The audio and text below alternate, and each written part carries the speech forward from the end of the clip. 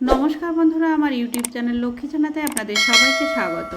আজ আমি 2026 সালে রায় ও মার্টিনের প্রশ্নবিচিত্রায় দ্বিতীয় পর্যায়ক্রমিক মূল্যায়ন পঞ্চম শ্রেণীর Bangla Banerjeedanga high school HS সমাধান করছি। নাম্বার এ, সঠিক উত্তরটি নির্বাচন করে শূন্যস্থান পূরণ করো। 1 মাঠ মানে কি? নিকেল করা, বিকেল আসা দিন। নিকেল করা।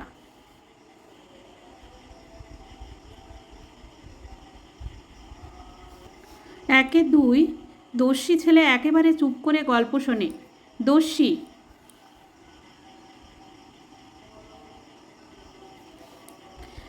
3 মধু কাটতে 3 জন লোক চায়। 3।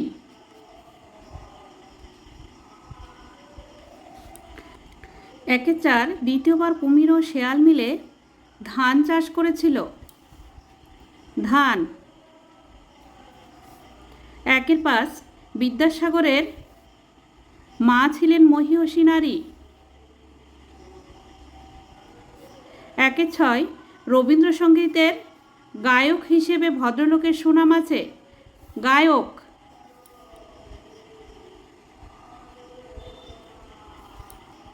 7 ওগো আজ তোরা যাসনে ঘরের বাইরে। তোরা। 8 মোরা এক ভাষাতে মাকে ডাকি। মোরা। এখানে তোরাতে ভুল করে দাগ দেওয়া হয়ে গিয়েছে। মোরা এক ভাষাতে মাকে ডাকি।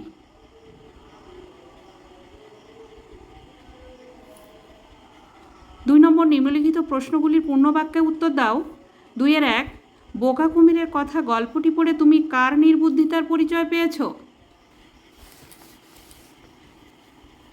বোকা কুমিরের কথা গল্প পড়ে আমি কুমিরের নির্বুদ্ধিতার পরিচয় পেয়েছি। 2-2 ফণিমনসার কান্নার সময় সে পথ দিয়ে কে যাচ্ছিল?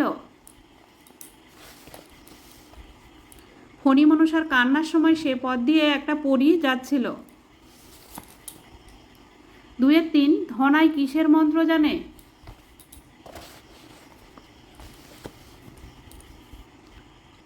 ধনাই মৌমাছিকে ভুল পথে চালিত করার মন্ত্র জানে। 2-4 পালিয়ে গেল অনেক দূরে। কে কোথায় পালিয়ে গেল?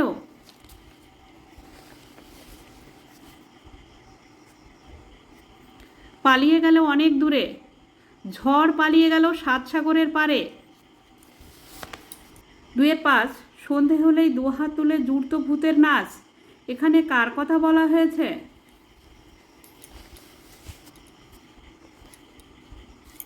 সন্ধে হলেই 2 হাত তুলে জুড়ত ভূতের নাচ। এখানে গাছের কথা বলা হয়েছে। 2-6 ছেলেরা পুকুরে সাঁতার কাটছে। এখানে ছেলেরা কি বচন হবে? এখানে ছেলেরা হবে বহুবচন।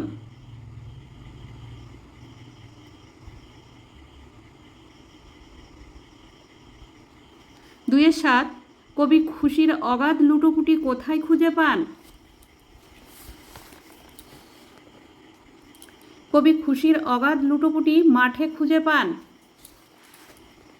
2-8 রবীন্দ্রনাথ গীতাঞ্জলি কাব্যগ্রন্থের রচয়িতা। এখানে রবীন্দ্রনাথ কি বচন হবে? রবীন্দ্রনাথ গীতাঞ্জলি কাব্যগ্রন্থের রচয়িতা। এখানে রবীন্দ্রনাথ এক বচন। 2-9 তোমরা এখানে কি চাও? নিম্নরেখ পদটিকে এক বচনে পরিণত করো। তোমরা এক বচন করলে হবে তুমি। তুমি।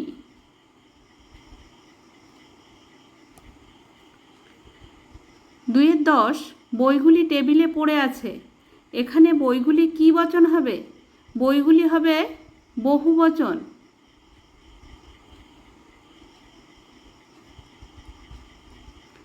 2-11 আমার বাবা একজন শিক্ষক। নিম্নরেখ শব্দগুলির লিঙ্গ পরিবর্তন করে বাক্যটি পুনরায় লেখো। বাক্যটি পুনরায় লিঙ্গ পরিবর্তন করে লিখলে হবে আমার মা একজন শিক্ষিকা।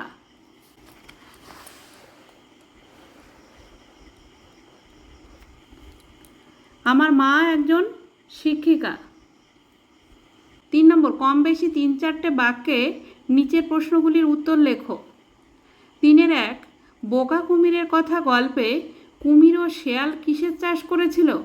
চাষে কার লাভ ও কার ক্ষতি হয়েছিল? বোকা কুমিরের কথা গল্পে কুমির ও শেয়াল আলু, আখ ও ধান চাষ করেছিল। চাষে শেয়ালের লাভ ও কুমিরের ক্ষতি হয়েছিল। 3-2 অবশেষে দীর্ঘ যাত্রা শেষে কারা ভগবানের প্রাসাদে পৌঁছল? উল্লসিত হয়ে সরবে পুকুরে ফিরে গেল কে? ভগবান কেন তার মন্ত্রীদের তিরস্কার করলেন?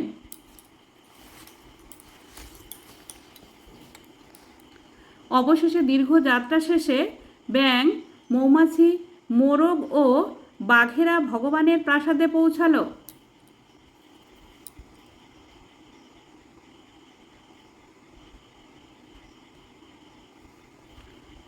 উল্লসিত হয়ে সরবে পুকুরে ফিরে গেল ব্যাঙ। ভগবান তার মন্ত্রীদের তিরস্কার করলেন কারণ যেই কাজটি করার দরকার তা না করে তারা ভোজ ও আনন্দ উৎসবে মেতে আছে, এর জন্য।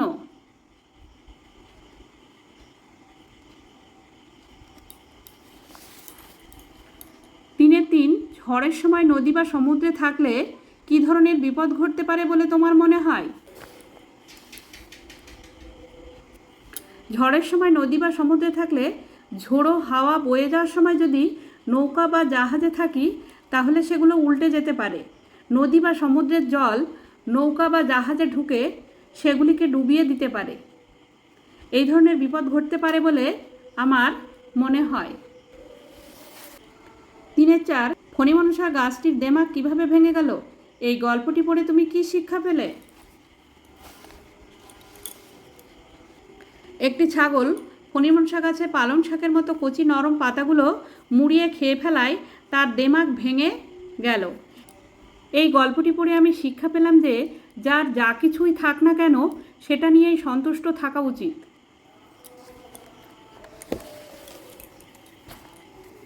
4 নম্বর চিঠি লেখো যে কোনো একটি।